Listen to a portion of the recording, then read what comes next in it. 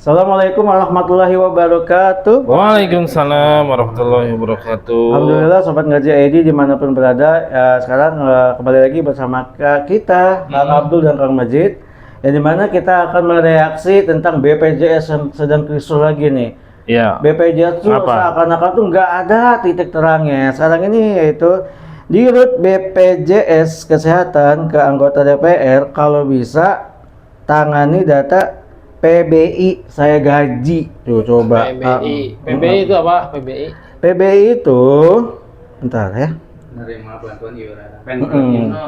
Penerima bantuan iuran. Oke, masalahnya di mana nih, Kang? Nih masalahnya gini loh. Gaji dan intensif direktur utama di BPJS Kesehatan dilaporkan cukup tinggi, ya kan? Cukup tinggi nih Kang, ya kan? Dengan total insentif yang pernah disorot mencapai ratusan juta. Tadi kan sudah disinggung ya, sebesar 340 juta per bulan coba. Gajinya ya, gajinya tuh. Ya. Wow, besar ya. Wow, besar banget gitu kan. Begini ada rinciannya tuh terkait gajinya nih. Pertama, insentif direksinya nih Kang Abdul nih. Kita harus tahu nih, dia mau kemana nih, gajinya kemana nih, kayak gitu kan. Berdasarkan laporan total insentif dinikmati direksi BPJS Kesehatan sempat mencapai 340 juta ya per bulan atau per orang tadi. Per orang per bulan. Per bulan. Iya, per bulan tuh untuk satu orang. Itu maksudnya. Ini netizen besar sekali. Besar banget itu. Besar banget. Ya, jadi menurut Kang Abdul tuh gimana nih? Kan banyak banget kisruh.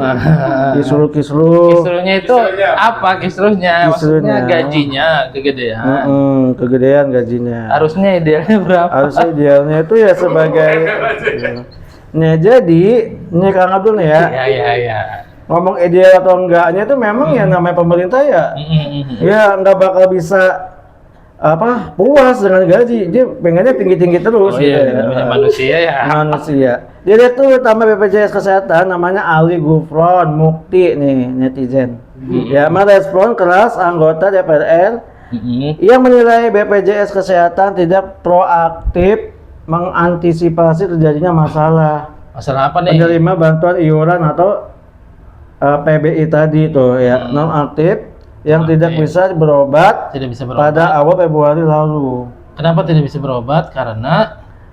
Karena hal tersebut disampaikan saat diadakannya rapat dengan Komisi 9 DPR di Kompleks Parlemen RI Jakarta Rabu ya. Nah, penyebab kisruhnya ini ya teman-teman. Iya, gimana? Karena belum lama ini Direktur BPJS ini mencabut belasan juta, 13,5 juta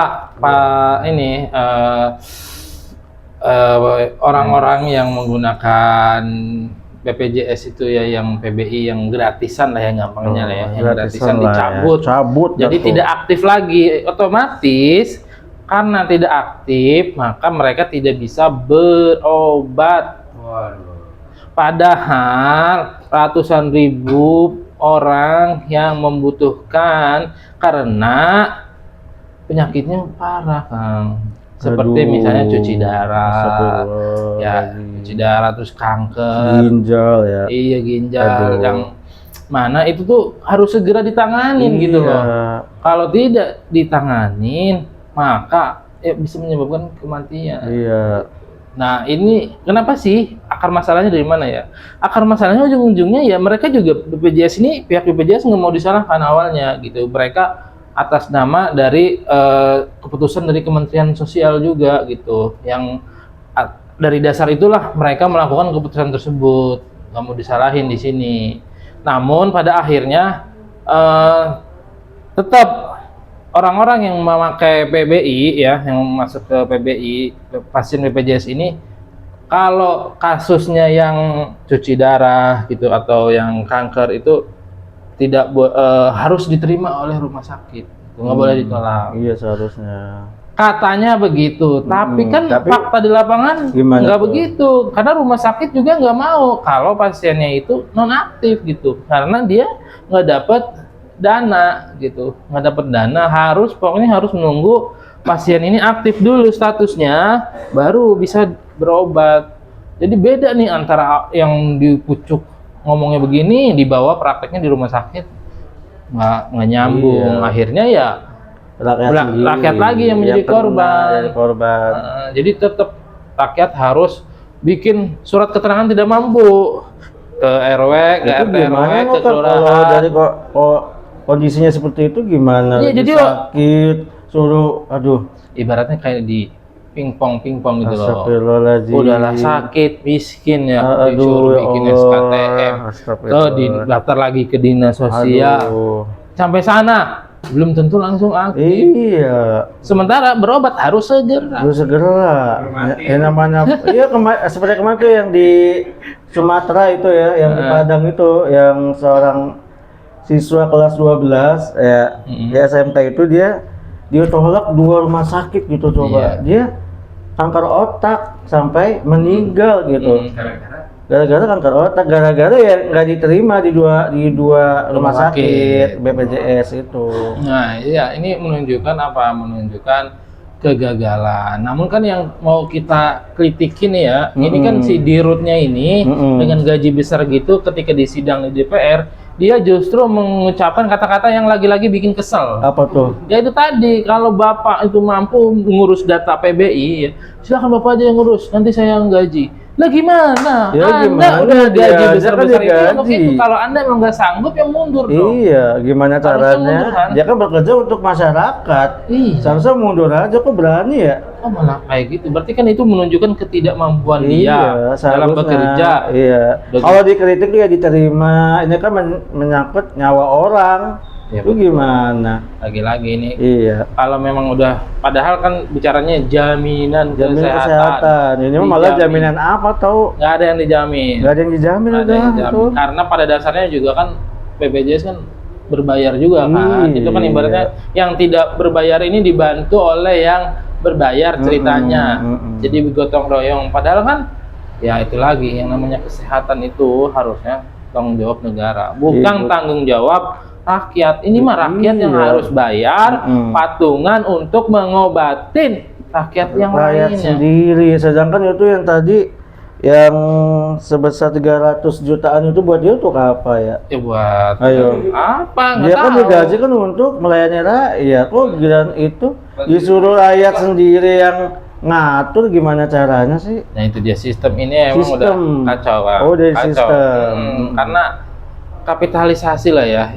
Jadi kesehatan pun akhirnya dikapitalisasi, sehingga ya yang berkuasa, yang punya uang lah, yang ujung-ujungnya yang mengendalikan itu semua gitu. Bahkan ya rumah sakit juga kadang kita kasihan juga ke rumah sakit, sampai kadang beberapa mengalami kerugian kan, harus menggunakan uang sendiri dulu gitu. Uang iuran sebanyak itu kemana gitu loh.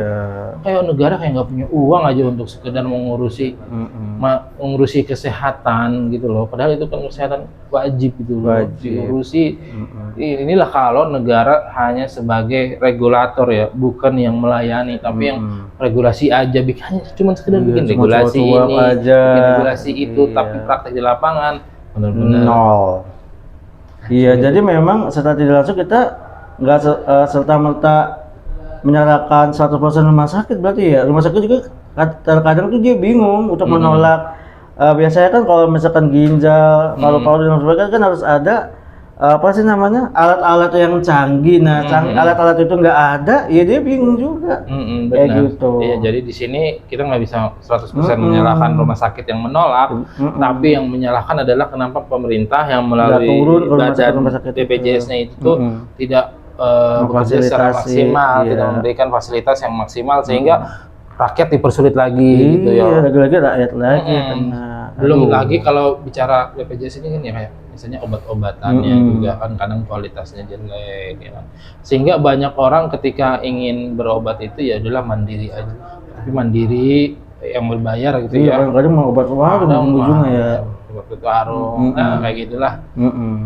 Ya harapannya semoga ini menjadi pelajaran yang berharga ya untuk para pemangku kebijakan. Jangan asal nyelutuk ngomong, apalagi ini di sidang DPR yang disaksikan oleh ratusan juta rakyat Indonesia, bagaimana ketidakmampuan Anda dalam bekerja kok dipertontonkan seperti itu, Anda harusnya malu dan mengundurkan diri. Kalaupun Anda tidak mau mengundurkan diri, Anda harusnya menunjukkan kapasitas Anda dalam bekerja sebagai dirut BPJS. Nah, itu. Paham, Tom? Pahim, nah. Ya baik itu ya sobat ngaji ID dimanapun berada. Kalau misalkan ada unek-unek, kok kayak gitu sih, kok kayak gini sih, boleh komentar di kolom nanti ya. Wassalamualaikum warahmatullahi wabarakatuh. Waalaikumsalam warahmatullahi wabarakatuh.